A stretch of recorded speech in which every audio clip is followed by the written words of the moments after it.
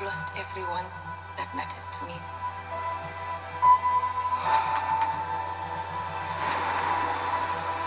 The king has his duties to prepare our people for the afterlife. I have mine. King M'Baku of Wakanda. Ben, Yancey Street, between Broome and Grand.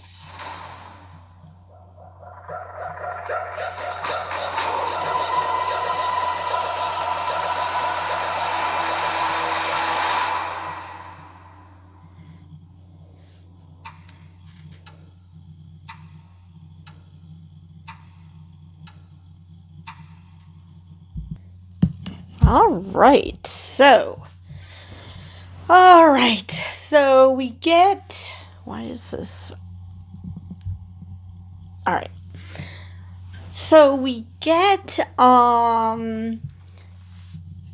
the Fantastic Four meeting the Wakandans, and I assume the Atlanteans because they were there, but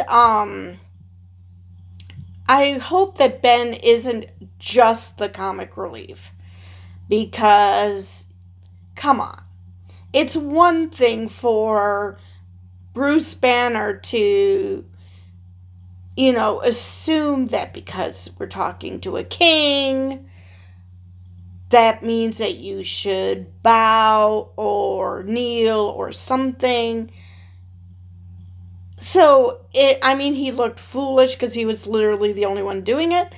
But I could see why he would think that, because some places do that. But telling someone that you're from Yancey Street and the specific parts, as far as you know, he doesn't know New York that well. Or that it's in New York. Come on. So I hope that it's fine that he's a jokey kind of guy, but come on. So, like I said, we see the Atlanteans. I know it's not called Atlantis in this universe, but I'm going to call it Atlantis because I can never remember the proper name. So we see Namor in comic book accurate, or sort of comic book accurate gear. Why they're all in the desert? We are talking Wakanda. So, is this them hiding their, how advanced they are, and the Tehoticans, I think that's how you say it, are sitting off to the side in what looks like some ruins, I guess. Which, again, that's not ideal for them because, they kind of need to be in the water.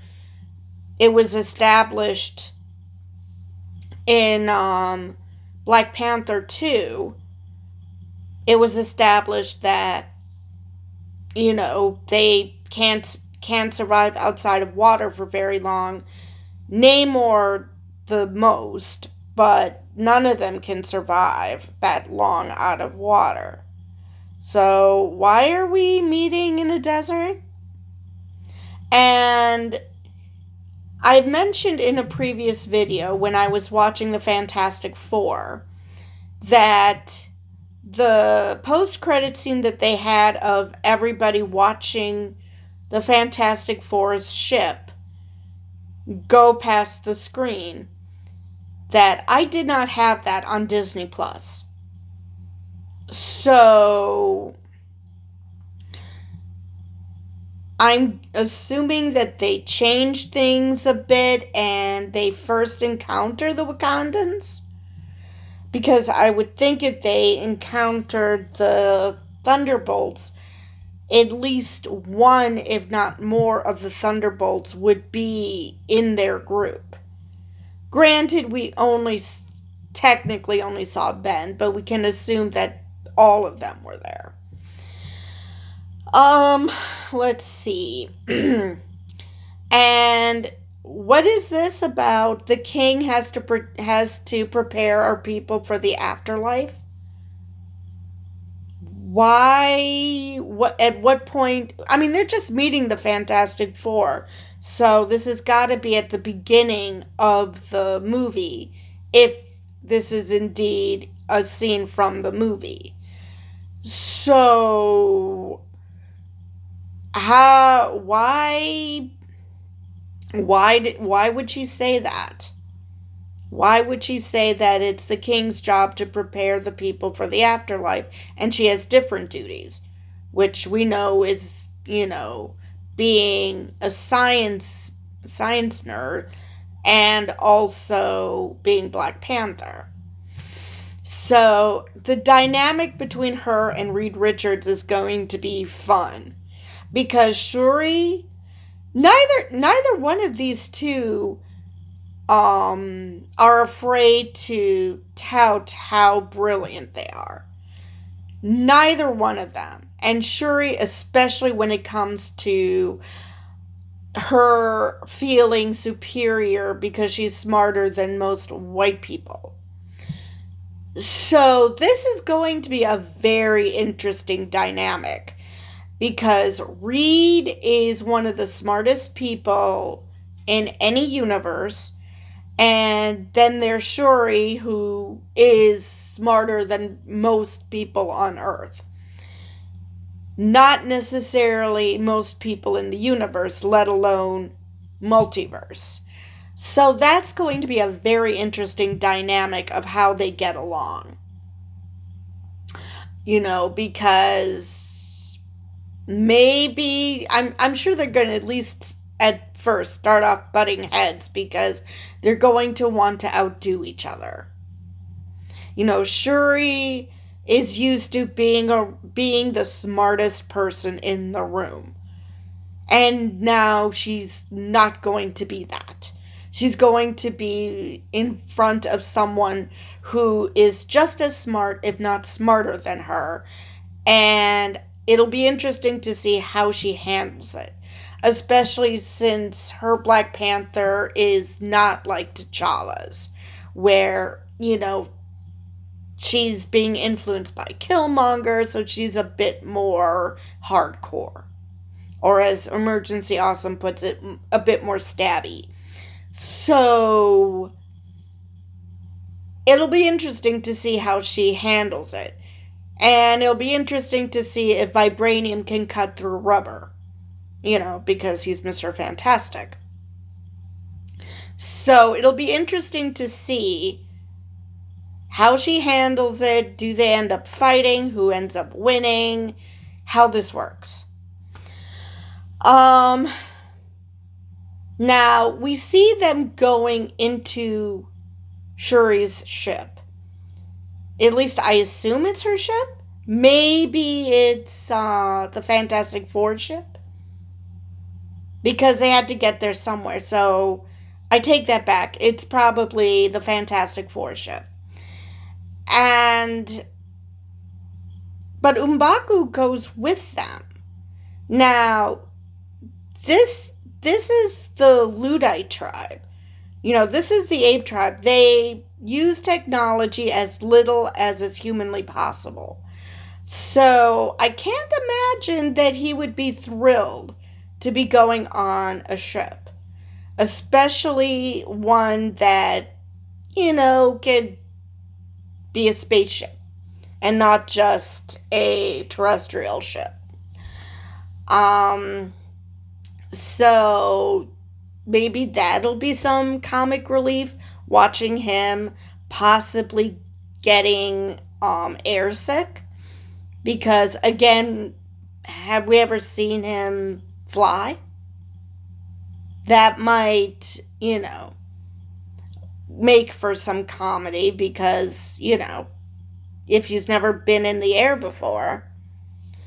I mean, it's possible, just like, I think it was Infinity War, where Rocket asked, who's been in space, who hasn't been in space, and when hands raised, he's like, no throwing up on my ship. And you didn't see anything like that. So it's entirely possible that M'Baku will be able to keep his lunch down. Now, she turns and does the Wakanda Forever and nods. I assume it's to Namor, who I guess he was in the area because they were also sitting in a desert area. So maybe they were in the same area, maybe not, but why would they be all sitting there in a desert area for no reason? I mean, these are people who literally need to be in the water to live. So I can only imagine that they were present for the meeting. Now, whether the Fantastic Four would meet them, I don't know.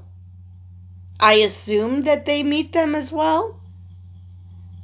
But then again, Namor has a visceral hatred for surface dwellers, and the only reason he puts up with the Wakandans is because of the vibranium thing. So, unless this Namor becomes enamored with Sue, and I really, really, really, really hope they don't do that. Just like they don't seem to be doing that angle with this Doctor Doom. This idea that there's this love triangle. So I really hope they don't go that route with him, because just this idea is so chauvinistic, so sexist. This idea that because you have a beautiful woman, that men will just, fight for her constantly, and she has absolutely no say in the matter. So I really, really hope they don't go that route with Namor. I mean, he might find her attractive because she is a beautiful woman, but hopefully it won't be she mine. I hope they don't do Neanderthal brain with him, because he does sound like an intelligent person and doesn't sound like the kind of guy who would, see a pretty girl and just lose his damn mind. So I hope they don't go that route. I mean, there's a shit ton of characters, different teams, the Fantastic Four, the Wakandans, the Holikons, and I think I really messed it up on that one. Thunderbolts, the Avengers. There's so many teams, so many characters, the X-Men, so many characters. And one of the writers, X-Men writers, I think it was, admitted that we are getting Jean Grey as well. Famke is going to, or Famke, I'm not sure how she says her name, is supposed to be in the movie as well. But we have so many characters and so many storylines that they don't have time to do silliness like, someone falls in love with a married woman.